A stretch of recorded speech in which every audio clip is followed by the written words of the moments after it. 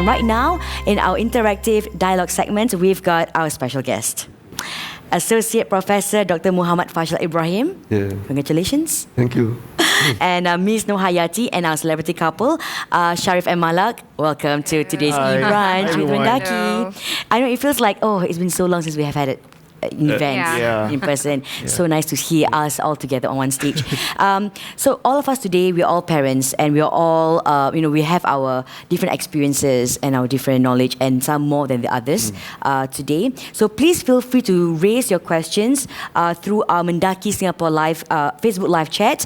So do indicate your question is for who, so that the right panelists can answer your query, your question. So whilst waiting for the questions that we're going to ask our guests today with regards to transitions into primary school, I think, Prof, yes, you might want to share with us, there are many different schemes that are ready right now for parents and for the children that sometimes we as parents are not aware of.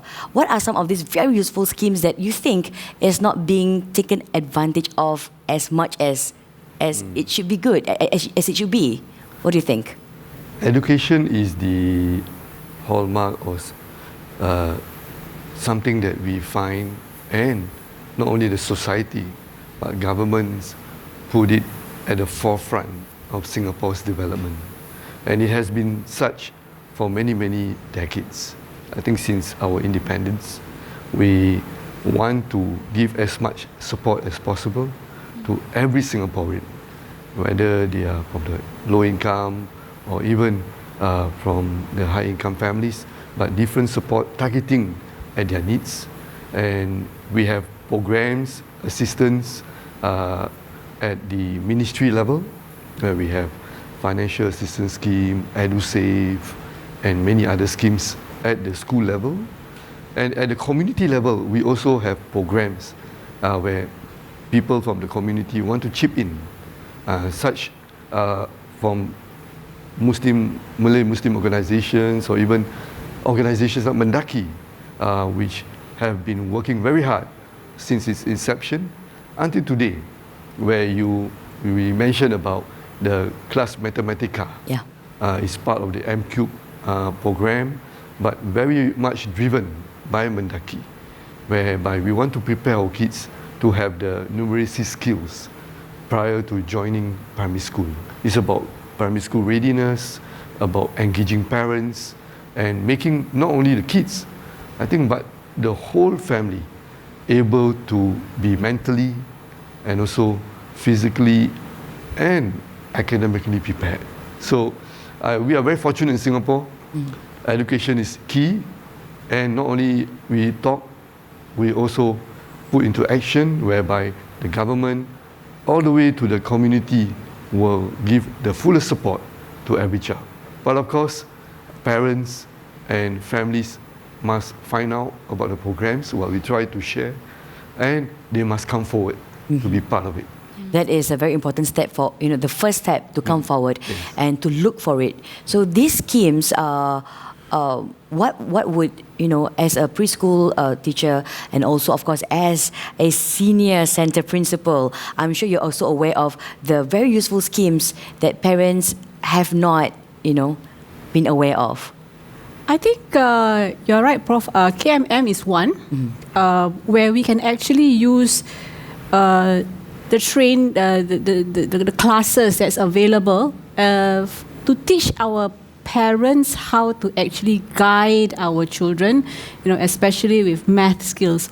So it's out there, it's available, but there's not a lot of parents who are aware about it. I'm always heartened when I see all this support that is available. It's just a click away. Sign up, give it a go. This is an environment where our children need us, to be model, to pick up skills. And when our children see us picking up skills, see us going to school and learning things, and then they'll be interested too. So KMM is really one. I would my parents are in it, and my parents felt that, I didn't realize I can teach math this way. I can teach math even when I go up on the bus. because there are numbers everywhere. So it is actually practical skills that it's not expensive. Math is not something where you need to buy something and then teach that particular skill. You can do it on a daily basis. Yeah. So KMM is a very good initiative that most parents should be on, but are not on it yet, right? Because I do know of my friends who have kids who are in the upper primary schools, and they're struggling to teach and understand themselves as parents, because to be able to help your child is to be able to understand first and foremost the questions posed to your kid. If you can't help your kid, if you can't empower yourself, how do you help your kid? So KMM does that, empowers the parents who will be able to be better parents when your child has a homework. So that is KMM, a scheme, an initiative that is already out there that most parents are not aware of probably. So as we are talking today about transitions into primary school post-COVID, the word post-COVID, a lot more are online right now. We had HBL a couple of months ago, and when these kids are entering P1 next year, do we foresee more screen time for our children, for our P1? Maybe I can share my view. So, COVID poses challenges to not only to the organization, but also to parents and the children. It's something we are not used to, and especially on education. Does education stop during COVID?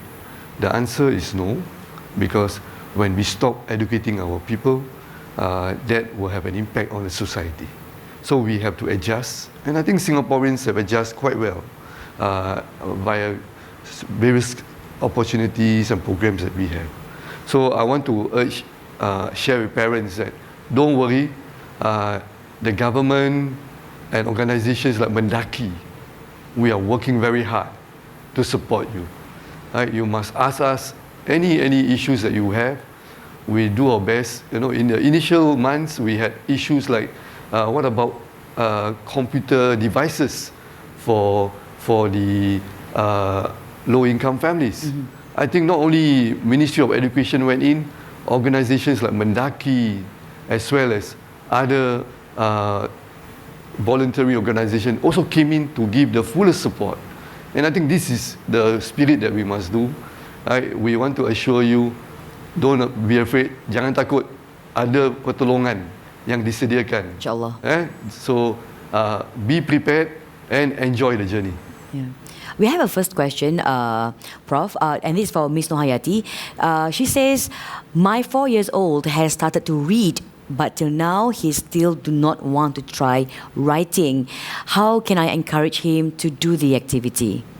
Well, first things first, congratulations for making your child being able to read at 4 years old. Well done. All right. So he already has the skills to read. Right. So now, how do we get him to write? Translate it into writing, the physical I'm part going to say, make the writing experience authentic. Okay. When you go shopping, right, and you go buy groceries, ask your child, what are we going to buy? Right. What are we going to buy today? Okay. Mommy wants to make a cake. What do you think we need to buy? Right. So get the child to write down the ingredients. Good idea. Write down, okay, I need eggs. Get them to write. Since they can read already, right? So they can actually write down all the ingredients. That's one way. Like I said, make the writing experience authentic. They need to use what they write. Then they have meaning to that particular activity. Yeah. For the Sharifs, how do you communicate daily with your child at home? And how do you manage your time between work and spending time with your children? Okay. Maybe I'll answer the first one. Okay. I get this question a lot, like how do you communicate daily? For me, honestly, we talk to them like adults. Right from the start, we do not use baby languages and all that. So far, I find that treating them like adults, talking to them like adults, they sort of like find that that line level that both of us can understand. And of course, communicating daily is really important. We talk. I mean, Selma talks a lot. Umar is now starting to pick up just like her sister. So all we need to do is just we listen to them. We also respond. Yeah. So yeah. And it's also important to portray how we talk to each other, Correct, in yeah. parents, and with proper sentence structure and whatnot. So if it's a daily thingy, then they will pick it up, and like all of a sudden we hear Umar speaking in like proper sentence. Yeah. It's like, hey, where did he learn that? Or probably it's us talking at home and how we communicate with them. So yeah, alhamdulillah, It rubs that's off. how it is. Yeah. Yeah. And then how do you manage your time between work and spending time with your children? Thankfully, we're self-employed, managing our own food establishments. We time is a little bit tight, but it's a little bit flexible in a sense whereby we can get them involved in the stuff we do. Yeah. So I think allocating time, no matter how busy you are as parents, is really, really important, especially during the foundation years. Correct. Because once they don't need you, then that's it, it's gone. Yeah. So it's really important to really spend time. Just put aside your busy, work away for a bit, and then just spend quality time with them. Yeah.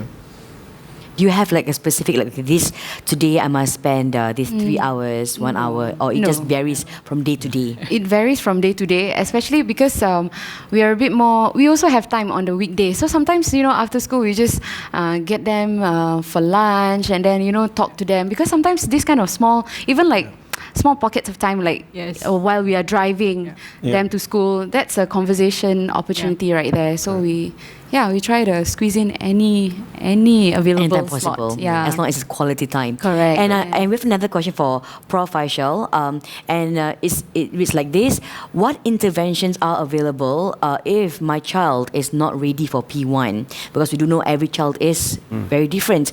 So now is the P1 registration period, and what are the areas that I should look for? Great question when choosing a primary school for my child. Besides the distance, any reasons why some schools are more popular than the rest? I think this is a very important question. I feel that their kids and parents have to be ready for P1, even preschool. Whatever the next milestone or journey, and not only the kids must be ready, the whole family must be ready and journey together with the kids. And so that is the starting point. It's not about whether my child can do mathematics, English. Right? So it starts at home. So once you have that starting point, very important, then you realize that my child needs to study math, needs to have social skill, need to have all the different skills that when they go to P1, then you start to build up all this. So let's say one example is the KMM. KMM is a very good program where it brings the family together. So I would encourage them to embark or register for KMM. We're going to start a program in August soon. So I think it's close to August now. They can start registering. But at the national level, we're going to do more. We're going to have Kids Start for low-income families. We're doing some pilot. Right? If everything goes well, inshallah, we will extend to more areas. And also, one question that the person asked is about primary 1 registration. Choosing of primary schools. Yeah, to me, one of the most important criteria is near your home. And the ingredient of success, support from parents. Right? As far as MOE is concerned, we provide all the different support to all the schools. Right? If you find that the schools may have different profile, the MOE will give the targeted support accordingly. So don't worry, but I think a lot of things need to be done at home, where you need to provide that support to the child. If the child you think is missing certain aspects of learning, you as parents bring in. And at MENDAKI we have many family-related kind of support program, right? Like the family excellence circles, things like that, will help you to fill in the gaps wherever they need. What we need to do is actually really ask. Yeah. Just call them up. Right now with social media, with Facebook, Instagram, and YouTube as well. Right now, MENDAKI is on YouTube. But expanding on the previous question we received about his or her child not being ready for P1 yet, and let's look at it in a broader picture. We're looking at child of varying abilities. What if we're talking about a child with probably certain different spectrums or abilities, and they're not equipped? As a parent, sometimes you have that feeling of like, oh, my child is not ready because of what I'm doing as a parent, perhaps, or what I've done enough as a parent, but my child is not equipped for P1 yet. What would be the next step for such parents? Yeah, we recognize that every child is different. Every child is different, and we know those of us who have children, when you see just between even among your own children, different. Yeah, and that is something that we must first recognize. Secondly, the journey that is to be taken by each child, it will also be different. Some learn very fast, some take more time. So what we need to do is to understand them, and also make sure, in my view we all, when I have children, we jaga hati anak-anak kita. We look after their hearts, their feelings, so that we become the source of motivation for them while they learn. And they also know why it is they are learning. So some may be slow, right? It may seem to be not prepared. Don't worry. It is a long journey. You have to let go. Yes, it is a long journey. You have to let go, but you must support, and you must make sure that you provide the necessary kind of enrichment at home, right? Where in terms of values, in terms of support, in terms of academic, but don't overdo it. Because when you overdo it, we know that if we go too far for many it's a killjoy lah. Yes, you kill the joy. And so, okay, next question. How do we overcome parents and child anxiety when entering primary 1? And I think, you see, I can't speak for myself because I haven't crossed that bridge yet. I probably might be crying. I hope I won't. Oh my goodness, you have no idea how much I cry. Like, oh my goodness, my child, is he going to be okay? But I completely agree with you earlier on when you said, every child is different. They have different kind of readiness. But as parents, you just have to have that confidence that they will make it. And you just have to be there for that support around them. So how do you, the both of you, overcome such anxiety when your children had entered P1? I get asked this question every year, all right, by my K2 parents. Okay, and I'm going to say, and they asked me this question, interesting enough, they asked me this question in the beginning of the year. Beginning of this year? Beginning of the year, no, not at the end of the year. Right, so they asked me, so I would say we'll get there. We'll get there. There's a year.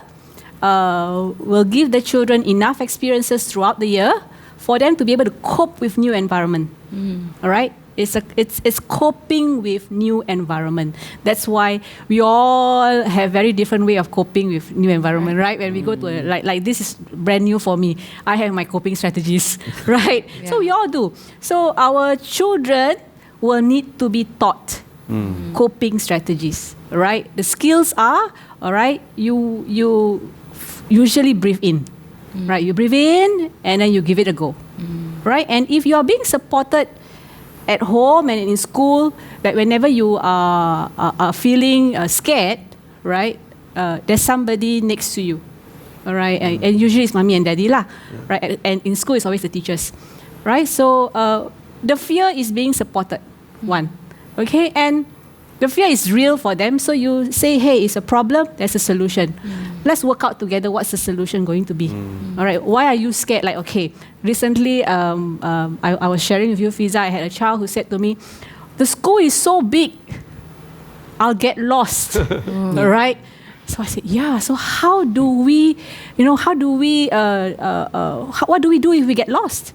Right? So try and get the answer from the child.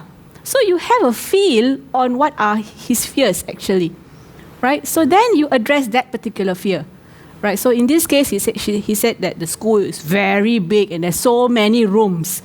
Yeah, so what do? We read, right? We read. Okay, there's always a sign.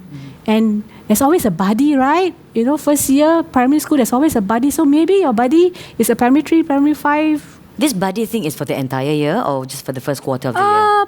I think it's for a period. For a period of time. For a period of time. Yeah, and there's always lots and lots of people around. So if you teach your child conversation starter, hi, my name is, I'm lost. Can you help me? He'll solve his problem, right? So these are, I would say, you know,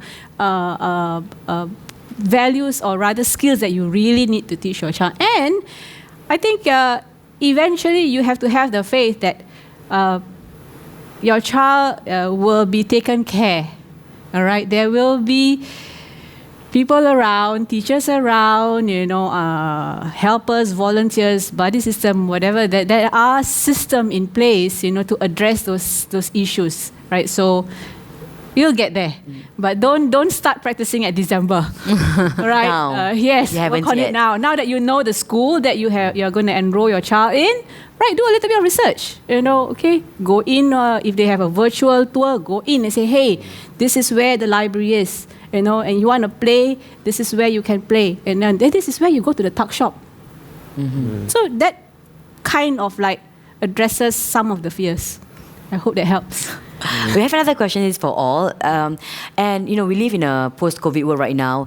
So how can parents stay motivated to engage their children, given that in some cases where both parents are working and some may be on work from home mode, so you'll be really tired at the end of the day. This is very real. So I'm going to ask Sharif and Malak. I think most of us right now quite blurred the lines between parenting and working from home, because sometimes you're on Zoom over here, but here they're like reaching out for your mouse, they're reaching out for snacks. So, and it gets very exhausting because you're just really, and sometimes we do hear parents sharing that, oh, when working from home, your working hours get longer, it gets less distinguished because your emails come at 8 a.m. and sometimes you have a short break in between, and then it continues at after 8 p.m. sometimes.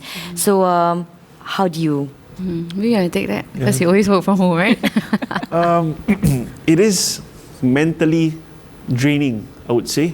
Not so much of physical, but mentally, because you are juggling everything in a confined space, I would say, and everything is just mixed up together, right? But I think what's important is for parents to really identify this new working culture and to be able to really adapt, and not just being, try not to be pessimistic about it, but instead look at it at a different perspective whereby, hey, at least I have the time with my child right now, you know? So maybe the perspective has to change first, and then everything will fall in place, right? So of course, it's not easy. It's easier said than done, but I think it has to start somewhere. So if day 1 is tough, day 2 is tougher, day 3 is tougher. If you get that week over, and then you reflect on a Sunday night, what can I do better? Because I'll still be working at home anyway, you know. Try to try to have some strategies or some nice scheduling system that you can implement on the second week. And the last thing you would do is to actually be angry at your child, you know, because of your stressness level that you are. And actually, we also did like a scheduling system, like timetable, make it like fun. So they look forward to like, okay, 2 p.m. to 4 p.m. cannot disturb Abi, must do this, you know, give them some activities. So they like, because I mean, from experience, both of our kids, they like you said just now, they love routines. They look forward to when everything is like as planned. So plan their nap time when it's your work time. Yes. So that's what you do. Okay. Next question what we have is, what are some of the strategies to interest child into the love of learning? Like Madam said just now, like just implement it wherever you go, make it more interactive, you know, the authenticity, make it more meaningful, so they find a purpose in doing what we ask them and task them to do, like going around, like driving. Look, okay, spot for me a red color bus. You can just, there's a red color bus, count for me how many number of trees. In the tunnel, the kids, I don't know whether it's a kids that's thing. great. In the tunnel, they like to count the lights. lights, but they conversation. So they will just lose, lost it after a while. Then, just try to make things more interesting, more engaging, in a sense. Yeah. Just want to share lah. But this was 20 over years ago. It's okay. Not sure whether it's relevant. So what we did when my children, when they were born, when they were young, we made the library their playground. So the journey to the library became a point where they look forward to. So, and you see that over time, they will go to the section that they like. So we did not force them to read certain type of books. So naturally, you made the journey very enjoyable, and when they reach the library, something that they look forward. So to me, as a parent, wow, my children like books, and to us, it's one of the things that you would like your child to have.